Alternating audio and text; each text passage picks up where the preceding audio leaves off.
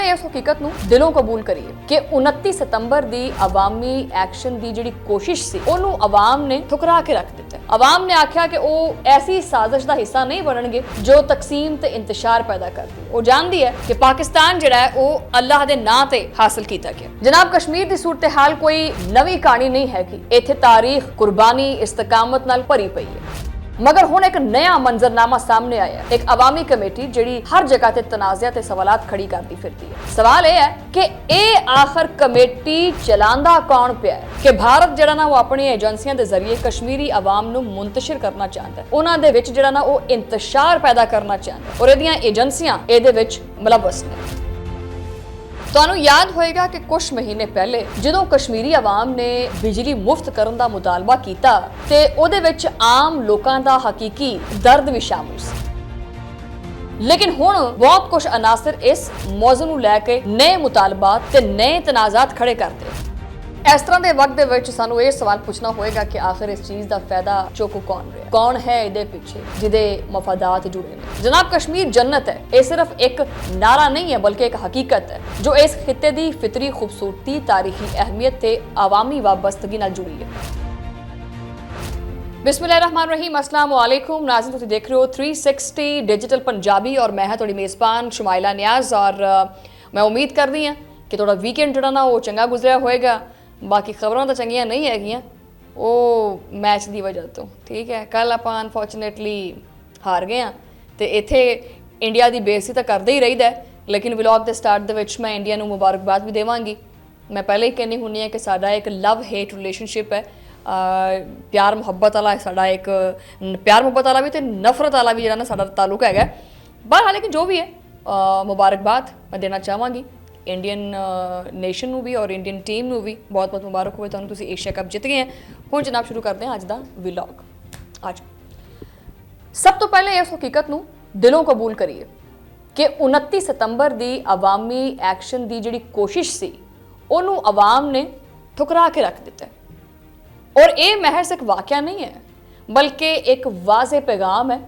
अवाम ने आख्या कि वो ऐसी साजिश का हिस्सा नहीं बनणगे जो तकसीम ते इंतशार पैदा करती। वो जानती है कि पाकिस्तान जिहड़ा है वो अल्लाह दे नां ते हासिल किया गया। वो जानती है कि पाकिस्तान रब दे नां ते यानी अल्लाह दे नां ते बनाया गया और उसकी हिफाजत सिर्फ और सिर्फ अल्फाज की गल नहीं है बल्कि अमली तौर पर यकजहती का तकाजा है। इस यकजहती की बुनियाद जिहड़ी है वो अवामी शऊर, मुहिब वतन जज्बात ते कौमी वकार ने और यही सारियां चीज़ां अज भी कश्मीरी आवाम दे दिलां दे विच जिंदा ने। जनाब कश्मीर की सूरत हाल कोई नवी कहानी नहीं है कि इत्थे तारीख कुर्बानी इस्तकामत नाल भरी पई है, मगर हुण एक नया मंजरनामा सामने आया। एक अवामी कमेटी जिहड़ी हर जगह ते तनाज़ा ते सवालात खड़ी करती फिरती है। सवाल यह है कि ए आखिर कमेटी चलांदा कौन पिया है, ये दसो ना कि ये वाकई मुकामी दर ते मुतालबात की अकासी करदा है या इहदे पिछे कोई होर है। साडे कोले जो शवाहिद ते अलामतां ने ना वो वाज़े तौर ते एक तरफ इशारा करती हैं कि भारत जिहड़ा ना वो अपनी एजेंसियां दे जरिए कश्मीरी आवाम नूं मुंतशिर करना चाहता है, उन्हां दे विच जिहड़ा ना वो इंतशार पैदा करना चाहता है और इहदियां एजेंसियां इहदे विच मुलव्वस ने। और एक वाज़े तौर ते कश्मीर दे विच भी और ना सिर्फ कश्मीर दे विच भी बल्कि पाकिस्तान दे विच भी इंतशार फैलाउण दी कोशिश की जाती है। तुहानूं याद होएगा कि कुछ महीने पहले ਜਦੋਂ कश्मीरी आवाम ने बिजली मुफ्त करन दा मुतालबा कीता ते ਉਹਦੇ ਵਿੱਚ आम लोकां दा हकीकी दर्द भी शामिल सी। ਉਹ दर्द ਇਹ ਸੀ कि डैम इत्थे ने, वसाइल ਜਿਹੜੇ ਨੇ ਉਹ ਇੱਥੇ पैदा ਹੁੰਦੇ है और ये एहसास कि मुकामी लोकां नूं अपने वसाइल तो फायदा मिलना चाहिए है, ये बिल्कुल बजाज सी। जनाब हुकूमत ने इस मुतालबे नूं तस्लीम भी किया ते अमली तौर पर कुछ फैसले भी सामने आए। ये वो लम्हा सी जदों उम्मीद ते इंसाफ का जिहड़ा तासुर है वो काफ़ी मजबूत होया। लेकिन हुण बहुत कुछ अनासर इस मौजू नूं लैके नए मुतालबात ते नए तनाज़ात खड़े करते। बाज़ औकात मुतालबात जिहड़े ने वो इन्ने गैर मनतकी लगते हैं कि उन्हां दा मकसद वाज़े तौर पर इंतशार फैलाना महसूस होंदा है। सरहदां दे उत्ते सिक्योरिटी घट करवाउण दा तकाजा, 5 किलो वाट तक मुफ्त बिजली का मुतालबा, लो जनाब इत्थे जिहड़ा ना चाह भी आ गई, कट लाया असीं। अगे चलते हैं। पार्लीमेंट दे विच जिहड़ा ना जम्मू कश्मीर की पार्लीमेंट दे विच नशिस्तां दे खात्मे दीयां गल्लां, इस तो अलावा बहुत सारिया चीज़ां, बहुत सारे ऐसे मुतालबात जिन्हां दा मकसद शायद मुकामी हक खुद इरादियत की शक्ल नहीं बल्कि इलाके के अंदरूनी ढांचे नूं मजीद कमज़ोर करना है। इस तरह के वक्त दे विच सानूं ये सवाल पूछना होएगा कि आखिर इस चीज़ का फायदा चुक कौन रहा, कौन है इहदे पिछे जिहदे मफादात जुड़े ने, ते इन्हां दे मंतकी जवाबात पता कित्थों आउंदे ने? उन्हां इदारियां तो ते एजेंसियां दे तरफों जो तारीख विच भी इस तरह के तंजीमां चलांदियां रहियां ने। माजी विच भी आपां देखिया कि बाज़ बैरूनी एजेंसीज़ ते लोकल ग्रुपां नूं फंडिंग करते रहे, मगर ये जड़ियां हिकमत अमलियां उस वक्त नाकाम हुईयां जदों आवाम खुद होशियार हुई, जदों सिविल सोसाइटी मजीद मजबूत हुई, जदों मुकामी रहनुमा सामने आए और अपने अवामी मफादात नूं वाज़े तौर पर सामने रखा गया, उन्होंने वाज़े अंदाज जिहड़ा ना पेश किया गया। जनाब कश्मीर जन्नत है, ये सिर्फ एक नारा नहीं है बल्कि एक हकीकत है जो इस खिते की फितरी खूबसूरती, तारीखी अहमियत ते अवामी वाबस्तगी नाल जुड़ी है। इत्थे दे लोग अपने मजहबी, सकाफती ते तारीखी रिश्तिਆਂ ਨੂੰ बड़ी शिद्दत नाल महसूस करते हैं। लिहाजा कोई भी बैरूनी ताकत ये उम्मीद ना रखे कि कश्मीर नूं वो एक ऐसा मैदान बना देगी जिथे मुकामी लोगों के नस्बुल ऐन ते वाबस्तगी खत्म हो जाएगी। कश्मीरियों का मजाज ते उन्हां दी कुर्बानियां दी तारीख ते उन्हां दे वतन दे नाल जुड़िया होया जो कुछ भी है उन्हां विच मुदाखलत नहीं करनी चाहिए।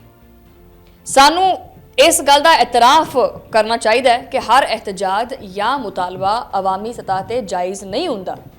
हर वो गिरोह जो बुलंद आवाज़ दे विच मुतालबात की गल करता है या मुकामी मफादात की तर्जुमानी करता है, वो जरूरी नहीं है कि तर्जुमानी करता होवे। इस वास्ते जिम्मेदारां नूं चाहिए कि वह शकूक शबात की तहकीकात करन, शवाहिद जिहड़े ने उस सामने लैके आन, आवाम नूं वाज़े तौर पर दसन कि इस अमल नूं किहड़े मकासद वास्ते चलाया जा रहा है। इस अमल दे विच कानून का एहतराम, शफाफियत ते अवामी मुशावरत जिहड़ी है वह भी बुनियादी तौर पर शामिल होनी चाहिए है। आवाम वास्ते भी इस वक्त एक रोशन रास्ता है इलम दा ते आगाही दा। हर शहरी नूं हक है कि वह अपने हकूक वास्ते गलबात करे, आवाज़ चुके, मगर यह जरूरी नहीं है कि आवाज़ उठाने का तरीका भी अपने मुताबिक होवे ते कानून नूं अपने हाथ च लै लवे। झूठियां इतलावां, फर्जी दावे ते अफवाहां की बुनियाद ते कदी भी किसी गिरोह नूं रद्द-ए-अमल नहीं देना चाहिए। सोशल मीडिया के उत्ते आने वाली हर खबर ते यकीन नहीं करना चाहिए, पहले हकीकत तलाश करनी चाहिए है। मोतबर जराए तो मालूमात जिहड़ियां हासिल करनियां चाहिए ने, वेखना चाहिए कि किहड़ी गल सही है किहड़ी गलत है। इस तरह कौम के जिहड़े नुमाइंदे हुंदे है उन्हां दे रहनुमावां नूं चाहिए है कि अवामी उम्मीदां का एहतराम करन ते किसी भी बैरूनी साजिश नूं जिहड़ा ना बेनकाब करने वास्ते मुतहदा तौर पर जिहड़ा ना कोई हिकमत अमली इख्तियार करे। कौमी सतह पर इस गल के उत्ते भी जोर देना चाहिए कि कश्मीर की फलाहो बहबूद और ये जिहड़े इन्हां दे जिहड़े लोग ने उन्हां दे बुनियादी हकूक जिहड़े ने ये मसला बहुत अहम मसला है, ये उत्ते आवाज़ चुकना बहुत जरूरी है। अगर मुकामी लोग तालीम, रोज़गार, सेहत ते बुनियादी सहूलियात नूं मजीद मजबूत करनगे तो फिर जनाब कोई भी बैरूनी ताकत जिहड़ी है ना वो इंतशार पैदा नहीं कर सकती। इस वास्ते जरूरी है कि हुकूमत ते सिविल सोसाइटी मिल के रीजन दे विच तरक्याती मनसूबियां नूं मजीद तेज़ करन, नौजवानों वास्ते एक स्किल डिवेलपमेंट प्रोग्राम जिहड़े ने वो शुरू किए जान, बुनियादी ढांचे नूं मजीद मजबूत बनाया जाए। यही साडा हकीकी दफा है। सिर्फ फौजी पोजीशन नहीं बल्कि मुआशी ते समाजी मजबूती भी एक मजबूत दिफाई लाइन है। सानू अपने लहजियां दे विच भी एहतियात बरतनी चाहिए है। वैसे मैं तो नहीं बरतती हैगी। नफरत या इंतकामी जुबान की जी सूरत हाल है वो मजीद बिगड़ सकती है। अपनी जुबान, अपने अंदाजे बयान ते अपने मौकफ दे विच भी इंसान नू वकार अख्तियार करना चाहिए। लेकिन बाज़ औकात इत्थे मैनूं एक चीज़ याद आएगी कि जिहड़ा बंदा जिहो जिहा होवे ना उहदे विच उहदे नाल फिर ना उहो जी टोन नाल ही गल करनी पैंदी है। फिर की करिए जे अगला इंसान होवे ही ना तो उन्होंने इंसान की भाषा कितों समझ आनी है। लेकिन फिर भी मैं ये चीज़ कहांगी कि इंसान नू अपने हर अमल नू जिहड़ा देखना चाहिए, किसी भी इंतशार का हिस्सा नहीं बनना चाहिए।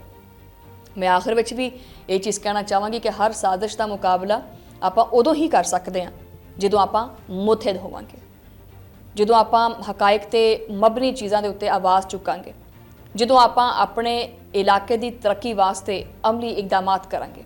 ਕਸ਼ਮੀਰ ਦਾ ਮਸਲਾ ਮਹਜ਼ ਇੱਕ ਇਲਾਕਾਈ ਤਨਾਜ਼ਾ ਨਹੀਂ ਹੈਗਾ, ਬਲਕਿ ਇੱਕ ਇਨਸਾਨੀ, ਸਕਾਫਤੀ ਤੇ ਇਖਲਾਕੀ ਮਾਮਲਾ ਹੈ ਔਰ ਉਹਦੇ ਹੱਲ ਦੇ ਵਾਸਤੇ ਸਬਰ, हिकमत अमली, साबित कदमी ये दिखानी पएगी। तो भारत जो भी कोशिश कर ले, कश्मीरी आवाम ने हर वारी साबित किया है कि वह अपने हक ते अमन वास्ते जो खड़ोती हुई है। बैरूनी कुवतां ख्वाह किन्नियां ही कोशिश कर लैन, लेकिन कश्मीर की मुहब्बत उत्थे दे लोकां दी पाकिस्तान दे नाल जिहड़ी वाबस्तगी है उन्होंने कमज़ोर नहीं कर सकती। और इसी इख्तितामी जिहड़ा नोट दे उत्ते मैं ये चीज़ कहांगी कि इस पैगाम नूं ਤੁਸੀਂ ਜਿੰਨਾ ਅੱਗੇ ਪਹੁੰਚਾ ਸਕਦੇ ਹੋ ਪਹੁੰਚਾਓ। ਇਨਸਾਫ, ਤਰੱਕੀ ਤੇ ਯਕਜਹਿਤੀ ਆਪਣੇ ਬੁਨਿਆਦੀ ਉਸੂਲ ਹੋਣੇ ਚਾਹੀਦੇ ਆ। ਇਹਨਾਂ ਨੂੰ ਆਪਾਂ ਨੂੰ ਕਦੀ ਵੀ ਕੁਰਬਾਨ ਨਹੀਂ ਕਰਨਾ ਚਾਹੀਦਾ, ਕਦੀ ਵੀ ਮੁਲਕ ਦੇ ਵਿੱਚ ਇੰਤਸ਼ਾਰ ਨਹੀਂ ਪੈਦਾ ਕਰਨਾ ਚਾਹੀਦਾ, ਕਦੀ ਵੀ ਇਦਾਰਿਆਂ ਦੇ ਨਾਲ ਨਹੀਂ ਟਕਰਾਉਣਾ ਚਾਹੀਦਾ।